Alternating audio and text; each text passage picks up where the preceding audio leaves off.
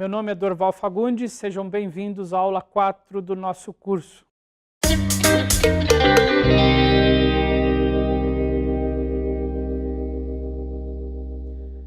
Hoje nós vamos ver alguns aspectos importantes sobre a indústria e como ela se envolveu com o açúcar nestas últimas décadas.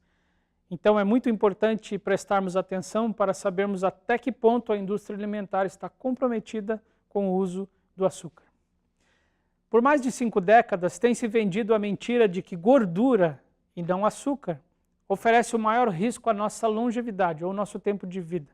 Em meio a revelações contundentes de que a indústria açucareira meteu seus dedos pegajosos em décadas de pesquisa científica, esta lição indaga sobre o significado do maior desapontamento da história nutricional do Reino Unido. Em uma manhã de maio de 1994, um ativista antifumo chamado Stanton Glantz recebeu uma estranha encomenda, enviada por um certo Sr. Butts para seu escritório da Universidade da Califórnia. As caixas continham 4.000 páginas de documentos confidenciais que revelavam como, durante décadas, a indústria do tabaco ocultara investigações que comprovavam que os cigarros eram realmente mortais. Um escândalo nacional se seguiu e o representante do Big Tobacco, ou seja, grande tabaco, um nome pejorativo em inglês, nunca se recuperou completamente das revelações daquilo que veio a ser conhecido como The Cigarette Papers, ou seja, os papéis do cigarro. Em inglês, neste caso, papéis significam documentos comprometedores. Hoje, a indústria do açúcar, Big Sugar se você quiser, está em condições semelhantes. Kristen Kearns, uma estudante de pesquisa de doutorado que trabalha fora da mesma universidade, como Glantz, gastou anos coletando milhares das páginas dos originais em seus negócios. Os Sugar Papers, ou papéis do açúcar, aquele mesmo nome ofensivo para os papéis do cigarro, publicados no Jornal da Associação Médica Norte-Americana, em setembro de 2016, e relatados em todo o mundo, revelam como uma poderosa indústria, com estreitas conexões governamentais, passou anos ocultando evidências de que seu principal produto é inegavelmente tóxico para humanos. Revelando detalhes devastadores, os documentos mostram como uma mega organização comercial denominada The Sugar Association, ou seja, Associação do Açúcar, começou a financiar programas de pesquisa e informação legislativa desde o início dos anos 1960, que incentivariam o público a consumir mais açúcar. O ponto nevrálgico foi uma revisão de 1967, publicada no Jornal de Medicina da Nova Inglaterra, que defendeu de uma vez por todas que eram colesterol alto e gordura, e não o açúcar, que estavam colocando nossa saúde sob o maior dos riscos, desde doenças cardiovasculares a acidente vascular cerebral. A revisão não apenas omitiu a forte evidência que demonstrava a ação do açúcar como outra causa, mas encobriu quem financiou a pesquisa. Um único documento nos vendeu o começo de uma decepção que influenciaria definitivamente nossos hábitos alimentares e os alinharia com os interesses financeiros do Big Sugar para as próximas décadas. Os papéis do açúcar são o mais atual e mais danoso aspecto de um crescente grupo de pesquisa a provar que um conglomerado de alguns dos maiores produtores de açúcar da América passaram anos comprando governos e sujando águas científicas através do financiamento de seus próprios estudos. The Sugar Papers usaram todas as brechas legais que puderam encontrar para promover seus próprios interesses e, diga-se de passagem, tiveram um grande êxito. Em todo o mundo, o consumo de açúcar triplicou nos últimos 50 anos. Ao mesmo tempo, as taxas de obesidade no Reino Unido atingirão 60% dos homens em 2050. Enquanto isso, os relatórios da instituição de caridade Caritas Diabetes UK revelam que 10% do orçamento do NHS, ou seja, Serviço Nacional de Saúde do Reino Unido, mais de 11 bilhões de libras, cerca de 42 bilhões de reais por ano, prevê uma suba ao patamar de 17 bilhões de libras, cerca de 65 bilhões de reais em 2035, estão sendo agora gastos do tratamento de diabetes tipo 2, cujas complicações incluem cegueira, amputação de membros, insuficiência renal, ataque cardíaco e acidente vascular cerebral. Não há nada de doce nessa história.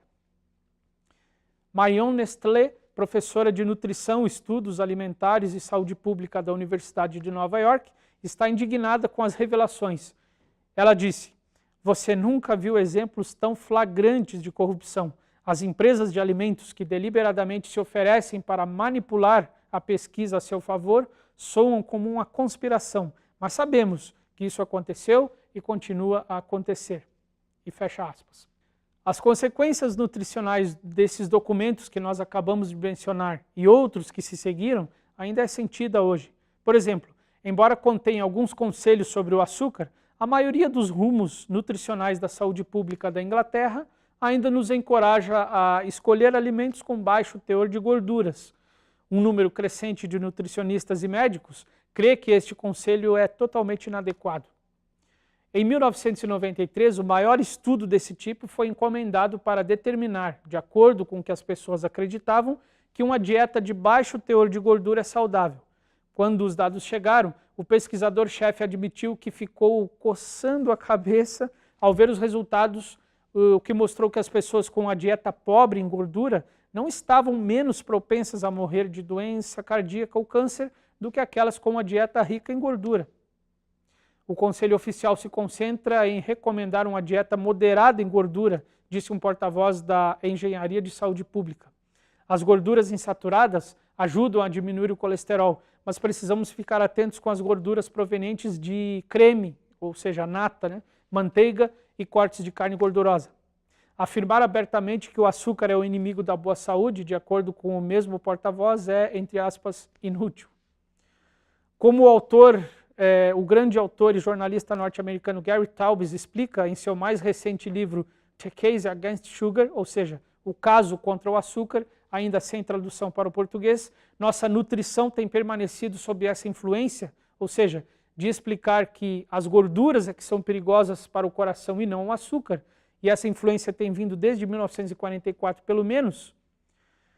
Rapidamente, Ansel Keys, que foi um grande cientista daquela época, foi influenciado a se tornar o defensor mais barulhento da hipótese de que a gordura saturada causaria doenças cardíacas e não o açúcar.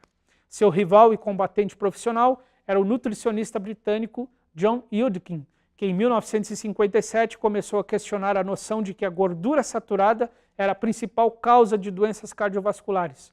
Ao longo dos anos 1950 e mais além, Ansel Keys atacou as recomendações de John Yudkin quanto ao baixo teor de carboidratos como falsa propaganda, insistindo que Yudkin não tinha nenhuma base teórica ou evidência experimental para apoiar sua reivindicação de que o açúcar era um grande dano para o organismo humano.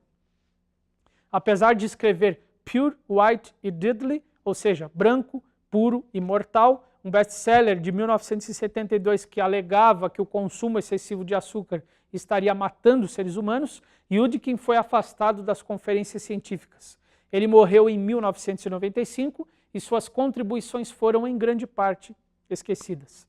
Entre 1975 e 1980, a Fundação de Pesquisa do Açúcar gastou mais de 2 milhões de dólares, cerca de 6,5 milhões de reais, em dinheiro de hoje, em projetos de propaganda, como seus memorandos internos explicam, a fim de manter a pesquisa como o suporte principal da defesa à indústria.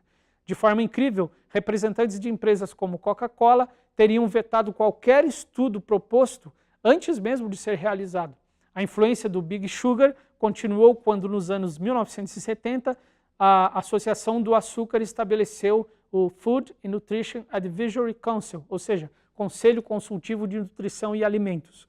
Seu membro mais influente era Frederick Ster, fundador e presidente do Departamento de Nutrição da Faculdade de Saúde Pública de Harvard, que recomendou colocar açúcar em seu café 3 ou 4 vezes por dia e chamou o refrigerante Coca-Cola de saudável para ser usado como lanche entre as refeições.